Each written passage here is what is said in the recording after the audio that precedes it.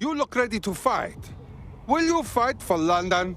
Ooh, intriguing. Say, I've been looking for someone who can, shall we say, get to difficult places. I don't suppose you fit that bill? Depends on place. Why do you need me? Right, I'm sending you the coordinates of a file. Get your hands on it, we'll talk then. You might have taken one look at Watch Dogs Legion and written it off as too bleak an experience to be playing in 2020. Police brutality, surveillance states, and the decline of democracy as we know it.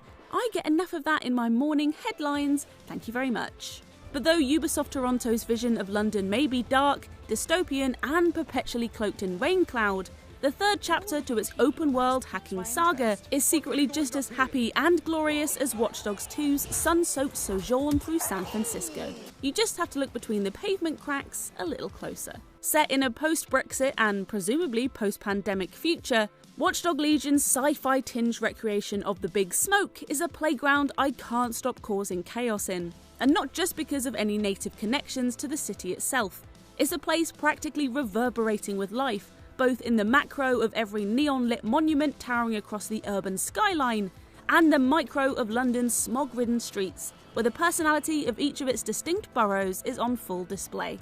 Pubs are teeming with smug young professionals, graffiti and targeted advertisements plaster the city's eclectic architecture, and a growing sense of civil unrest permeates almost every conversation you hear amongst pedestrians. Yes, the Dick Van Dyke meets Billy Butcher accents are ridiculously over the top at the best of times. It's not even the prettiest open world in Ubisoft's track record, but for the most part, Watch Dogs Legion captures the soul and style of London better than any video game I've played. Of course, a key part of Watch Dogs Legion's charm isn't just London itself, but the perspectives from which you get to explore it.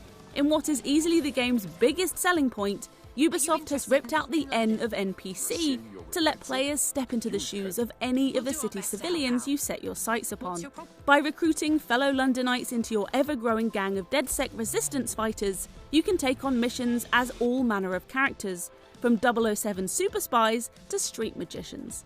Every member comes with their own set of abilities, status effects, weapons or vehicles, which can either help or hinder your efforts to liberate London from its postmodern oppression by various factions capitalising on the societal breakdown. Your newly enlisted mechanical beekeeper might be able to summon a robot hive on demand, for example, but his tendency to get hiccups when nervous means you can say bye-bye to that stealth run.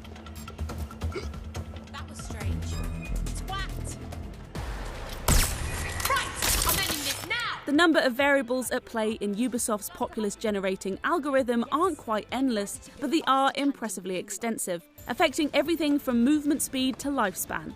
As a result, your DedSec army will be comprised of an absurdly diverse bunch of freedom fighters from all walks of life. And though the limits of the system can be seen in the way certain perks and voices will repeat themselves over the game's 20 to 25 hour runtime, it's always fun to discover a completely new archetype and experiment with their unique playstyles and quirks. In typical Ubisoft fashion, you'll be able to tackle the majority of Legion's main story missions your own way, and the developer's trademark open-ended design is only enhanced further by the sheer variety of people you can choose to tackle them as. In some cases, certain characters will be able to infiltrate areas by the nature of their working uniform, while others can melt through enemies like butter with a small arsenal of impressive firepower. Okay, this one's literal job is Hitman.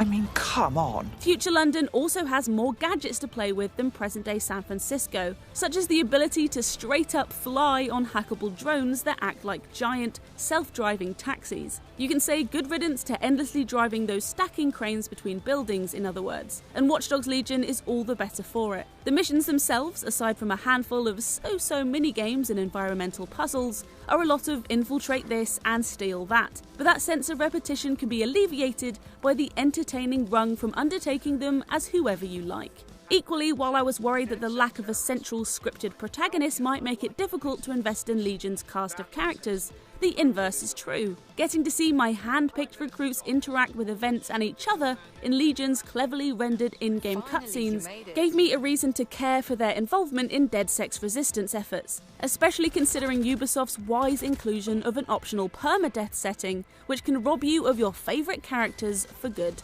In this way, Watch Dogs Legion takes a page out of XCOM's playbook, establishing meaningful collections to its world via the stories and personalities that players discover for themselves. Your playthrough of Legion is going to be markedly different from mine then, but no less memorable as a result. It's not perfect, recruiting certain characters can take far more time and effort than they're worth, but on the whole, Legion's play-as-anyone mechanic is on par with Shadow of Mordor's Nemesis system, in terms of both its ambition and originality.